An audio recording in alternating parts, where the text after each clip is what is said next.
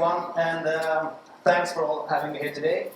My name is Folke Engholm, and I'm here to talk about something we all experience but rarely celebrate, which is losing. In a world where everybody tells you that you can do anything, I believe the concept of winning gets far too much attention. Behind every victory and success, you will find tons of losses and failures, but those we tend to forget and not talk about. Important stories wasted.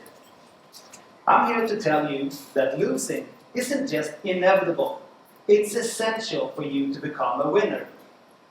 And what if I told you that tennis, a sport that I've loved since I was a little kid, holds the key to mastering this art?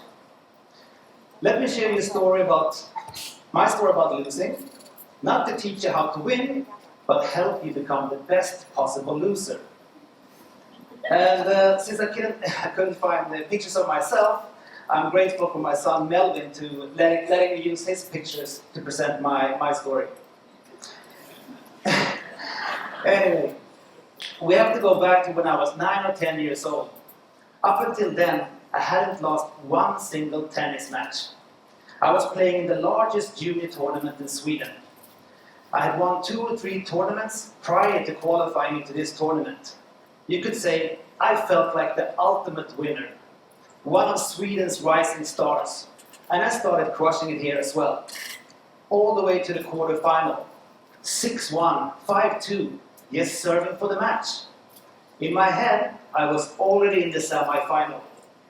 But then all of a sudden, something happened. I started to get nervous for some strange reason, because I was up big time. I lose 1 game, and then 2. And then I think for the first time in my life, I feel doubt. I started to doubt myself. And that doubt made me lose not only the set, but eventually the entire match. I was in shock. 30 minutes ago, I was about to become a hero, a national semi-finalist. I went through every possible emotion you can imagine. Failure, insufficiency, etc., etc. Ultimately, I think I just felt like a true loser. I remember I was crying for weeks with tears. In my heart, I actually never stopped.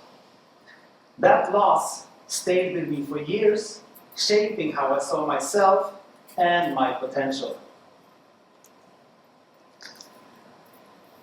After that tennis match, I never won another tennis tournament again.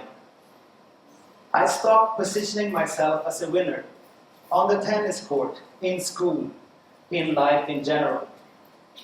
I accepted the fact that I was mediocre at best. At the age of 25, though, I decided to do my MBA in Australia, after having been laid off by my previous employer back in Sweden.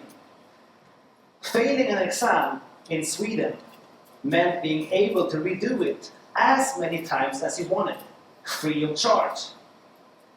Failing an exam in Australia meant extra tuition fees in the thousands, money I didn't have.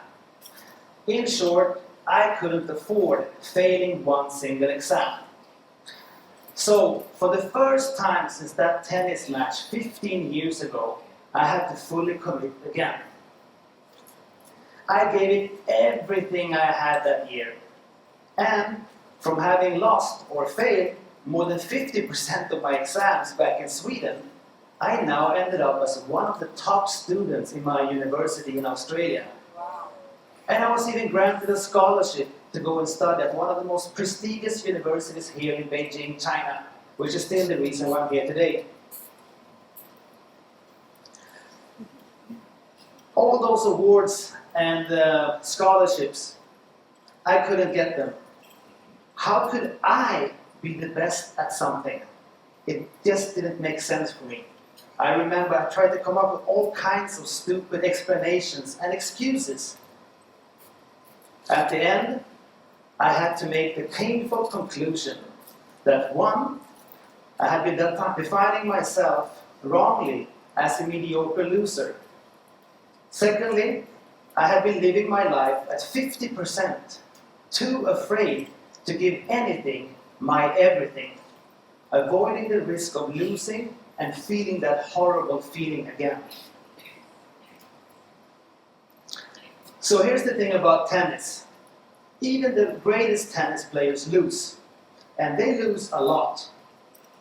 Roger Federer, Novak Djokovic, the greatest tennis players of all time, they have only won 52% of all the points they have played.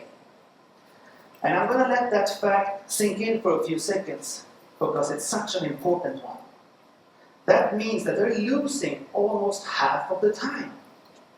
Half of the game, they're just dealing with losses. Tennis teaches us one of life's most important lessons, that losing isn't just part of the game, it is the game. And you all need to become pros at losing. And here's the kicker. Winning 52% of all the points resulted in them winning over 80% of all the matches they ever played. So what seems like an insignificant number or margin on one side resulted in the world of a difference on the other side. In tennis, you have 25 seconds between points to reboot.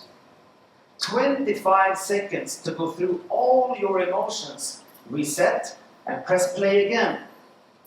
Life works in the same way. You're going to lose points, matches, opportunities. But the key is reset quickly, keep on playing.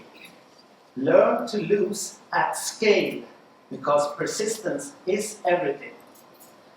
It took me 15 years to realize this, and as a result, I wasted 15 years of potential victories. So here are the takeaways. Your losses are the keys and answers to your victories. Give your losses the same attention as you're giving your victories. The faster you can learn and reset from your losses, the sooner you can start winning. Whether you're on the tennis court, in the classroom, or in the boardroom. Remember, you are going to lose points, but that's okay. Losing a point doesn't define you. It's just a point. And you will play thousands of them throughout your life.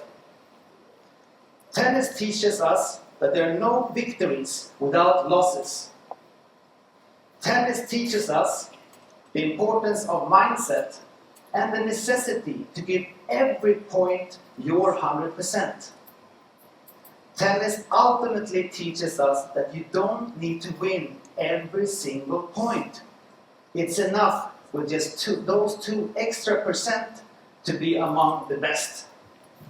And by that, I hope you feel a bit better about losing, ready to give your next point your 100%. Thank you.